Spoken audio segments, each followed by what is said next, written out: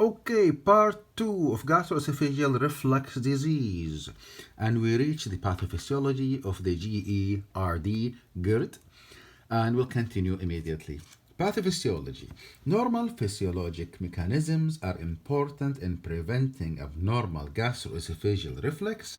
For example, abnormalities in the resting pressure, intra-abdominal length, or number of relaxations of the lower esophageal sphincter can contribute to abnormal reflux.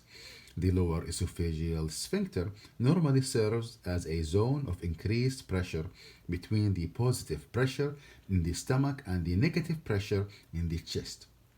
A hypotensive or incompetent lower esophageal sphincter can result in increased reflux. The crural diaphragm, which is attached to the esophagus by the phrenoesophageal ligament, also contributes to the normal barrier against reflux. When the lower esophageal sphincter is abnormally located in the chest, as with a hiatal hernia, the anti-reflux mechanism may be compromised at the gastroesophageal junction. Also, the esophagus normally undergoes transient relaxations, but patients with abnormal gastroesophageal reflux disease experience an increased number and duration of relaxations. Other potential contributory factors include excess acid production, abnormal esophageal clearance of acid, delayed gastric emptying, and decreased mucosal resistance to acid injury. That was about the pathophysiology, and now for workup. Patients with self-limiting or mild GERD symptoms do not automatically require further workup. Those with long-standing or atypical symptoms such as wheezing, cough and hoarseness, also those with recurrence of disease after the cessation of medical therapy, or unrelieved symptoms when taking maximal dose of proton pump inhibitors should undergo diagnostic testing to confirm the diagnosis and to rule out complications of the GERD. GERD, gastroesophageal reflux disease, GERD. Also, patients being considered for a surgical anti-reflux procedure should undergo further evaluation. Although not all surgeons routinely perform all 4 studies, but a standard workup prior to a surgical anti-reflux procedure includes endoscopy, manometry, 24-hour pH probe testing, and barium esophagography. And there's a table about each test and purpose of the test. We'll read it quickly. So the endoscopy, the table is diagnosis of gastroesophageal reflux disease. First test, endoscopy. Purpose of the test: evaluates for erosive esophagitis, or Barrett esophagus, or alternative pathology. Also, biopsy for suspected dysplasia or malignancy. Second test is barium esophagogram. The purpose of this test is it identifies the location of the gastroesophageal junction in relation to the diaphragm.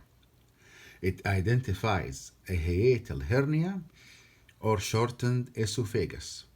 It evaluates for gastric outlet obstruction, in which case fundoplication is contraindicated. Also, it can demonstrate spontaneous reflux. Okay. Third, we have the pH monitoring for 24 hours. Purpose of the test: it correlates symptoms with episodes of reflux and quantitates reflux severity. Fourth test is Pharyngeal Ph Monitoring. Purpose of the test: It correlates respiratory symptoms with abnormal pharyngeal acid exposure. Fifth test is manometry. Purpose of the test, it evaluates the competency of the lower esophageal sphincter. It evaluates the adequacy of peristalsis prior to planned anti-reflux surgery. Partial fundoplication may be indicated if aperistalsis is noted. This test also can diagnose motility disorders such as achalasia or diffuse esophageal spasm. Finally, nuclear scintigraphy. This test may confirm reflux if pH monitoring cannot be performed, and it evaluates gastric emptying. So, next, treatment. The initial treatment of patients with gastroesophageal reflux disease consists of lifestyle modifications and medications as needed. For patients with esophagitis or frequent symptoms, the mainstay of treatment is acid suppression therapy with proton pump inhibitor. High-dose proton pump inhibitor therapy is often required for severe symptoms or refractory esophagitis. Most patients with frequent severe gastroesophageal reflux disease symptoms will likely need lifelong high-dose proton pump inhibitor therapy. A lack of any symptomatic relief with proton pump inhibitors suggests the possibility of an alternative diagnosis. Surgical therapy is an alternative to medical therapy and indicated in patients with documented gastroesophageal reflux disease who have persistent symptoms when taking maximal doses of proton pump inhibitor. Although several anti-reflux operations are available, the standard operation is laparoscopic Nissen fundoplication. Laparoscopic Nissen fundoplication, which involves performing a 360-degree wrap of the fundus of the stomach around the gastroesophageal junction to create a valve effect. And we have here another table of the treatment of gastroesophageal reflux disease. Okay, so the table first enlists the behavioral therapy, medical therapy, surgical therapy, and endoscopic therapy. Behavioral therapy, avoidance of caffeine, alcohol, and high-fat metals, avoidance of meals within 2 to 3 hours of bedtime, elevation of the head of the bed, weight loss in obese individuals, and smoking cessation. That was the behavioral therapy. Next come the medical therapy, antacids, H2 blockers, proton pump inhibitors, and prokinetic agents. Then there is surgical therapy, which is it can be laparoscopic or open anti-reflux procedure. And the endoscopic therapy, there are two procedures mentioned, which were new at the time. Radiofrequency energy directed to the gastroesophageal junction and endoscopic endoluminal gastroplication. So finally, to the clinical perils of this case. Diagnostic endoscopy should be performed when patients have long-standing gastroesophageal reflux disease symptoms and when patients' symptoms are refractory to medical treatment.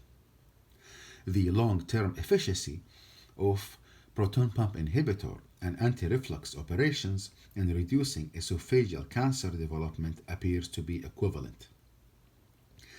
Adenocarcinoma of the esophagus is a complication of long-standing gastroesophageal reflux disease.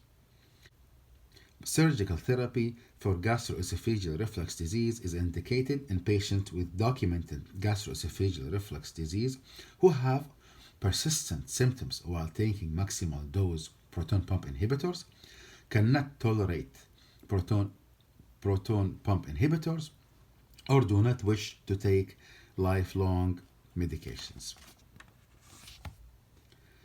The response to proton pump inhibitor is one of the most reliable clinical indicators of gastroesophageal reflux disease.